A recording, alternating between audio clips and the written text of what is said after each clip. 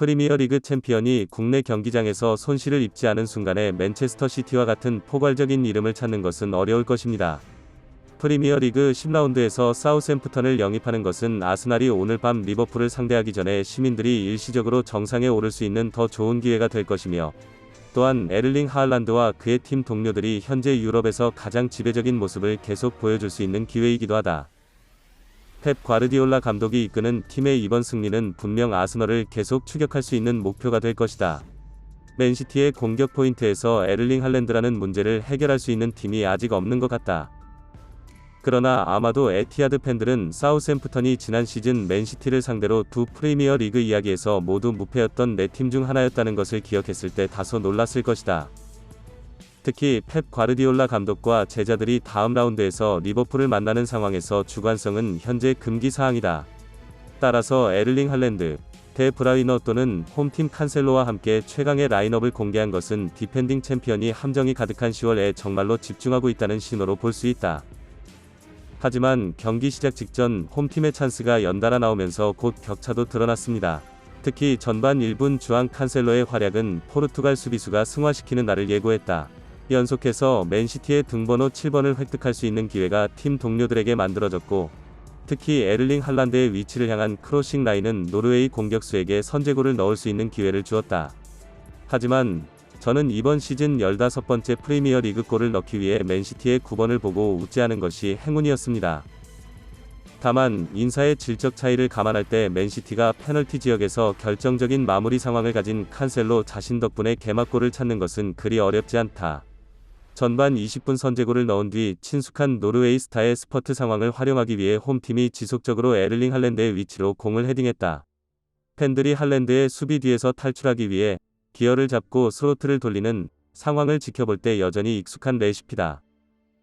하지만 사우샘프턴 수비수들이 노르웨이 공격수의 득점을 막기 위해 모든 것을 하고 싶어하는 것처럼 보이는 날, 왜 22살이 선수는 처음 45분 동안 자신의 골을 넣지 못했을까요? 하지만 할랜드 없이 맨시티는 여전히 라인업에 많은 다른 클래스 이름을 가지고 있고, 할랜드를 막기 위해 모든 노력을 기울이는 것은 세인트로 하여금 다른 스타들에게 필요한 보살핌을 받을 수 없게 만들었다. 필포드는 전반 45분 2에서 0으로 점수를 끌어올린 클래스급 슛의 높은 활약을 이어갔다. 그리고 그것은 펩 과르디올라 감독이 후반전에 대한 계산권을 갖도록 도운 득점이기도 했다. 현재 맨시티가 있는 상황에서 할랜드가 금지구역에 있는 것은 건설적인 상황에 대한 평판이 좋은 목적지를 갖는 데 도움이 될 뿐만 아니라 스타 22세 전후의 동료들에게 골을 넣을 기회를 갖게 한다. 상대 수비수가 다시 한번 눈길을 끄는 능력은 노르웨이 공격수 동료가 결승선을 치고 공을 치는 데 필요한 공간을 확보하는 데 도움이 됐다. 이 경우 리야드 마레즈가 골을 터뜨려 3에서 0까지 점수를 끌어올렸다. 그 후 팬들이 전광판에 할란드가 이름을 알리지 않는 날을 상상하기 전까지 노르웨이 스트라이커는 다시 한번 에티하드의 투구를 4에서 0으로 마무리하며 폭발시켰다. 칸셀루는 다시 한번 정확한 수평 상황으로 빛나고, 다시 한번 할랜드는 단 9경기 만에 15번째 프리미어리그 골을 넣기 위해 터치다운 한 번만 하면 된다. 왜 젊은 노르웨이 사람들도 몸무게가 나가나요?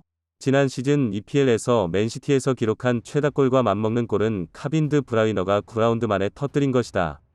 그리고 아마도 국가축구계의 팬들은 또한 할랜드가 시즌이 겨우 10월 초에 접어들었기 때문에 이번 시즌 모든 경기장에서 맨시티에서 무려 20골을 득점했다는 것을 알게 되면 놀랄 것이다. 맨체스터 시티는 할랜드의 꾸준한 슈팅은 물론 이미 펩 과르디올라 감독의 플레이를 이해하는 친숙한 요소들이 잇따라 재조명되면서 점점 더 강력해지고 있다. 그들은 이전 시즌과 마찬가지로 계속해서 강점을 발전시켜 할랜드와 함께 더욱 위험한 맨시티를 만들어가고 있다. 이 선수가 팀 동료 베르마르도 실바 14골 키퍼와 멀리 떨어진 9개의 골라인으로 프리미어리그에서 가장 건설적인 선수일 때 카빈데 브라이너를 언급하지 않을 수 없다. 과거 우리는 벨기에 선수의 패스라인마다 위험성을 항상 의식해왔는데, 이는 세계 최고 수준이라고 할 수 있다. 우리 세대. 하지만 때때로 우리는 패스가 반드시 건설적인 것은 아니라고 느끼지만, 할랜드가 있을 때 카빈드 브루이너가 이 힘을 극대화할 수 있고 숫자를 통해 가장 잘 표현될 수 있다는 것은 분명하다. 이 경기에서 데 브라이너는 리야드 마레즈로부터 송신을 받은 후에도 건축 라인을 계속 보유했고, 카빈데 브라이너는 현명하게 달려 매우 섬세한 관찰을 한 후 결정적 라인을 런칭했다. 당시 사우샘프턴 수비는 공의 카빈 드 브라이너와 함께 오른쪽의 에를링 할랜드에게 지나치게 신경을 쓰고 있었지만 왼쪽의 필포든의 존재는 잊었다. 드 브루이너는 이를 지켜보며 전반 32분 잉글랜드가 맨시티를 2에서 0으로 꺾을 수 있도록 에를링 할랜드 대신 아무도 없는 매우 편안한 위치에 있는 필포든에게 라인을 내줬다. 벨기에 선수는 속도를 늦추고 유심히 지켜본 뒤 필포든의 보폭에 공을 넣어 섬세하게 골을 허용했다. 케빈 드 브루이너는 맨체스터 시티의 최근 4경기에서 모두 골을 넣는 데 기여했는데 포든의 단순 패스는 데 브루이너의 맨체스터 시티 프리미어리그 94호 골로 최다리그 다비드 실바를 능가했다.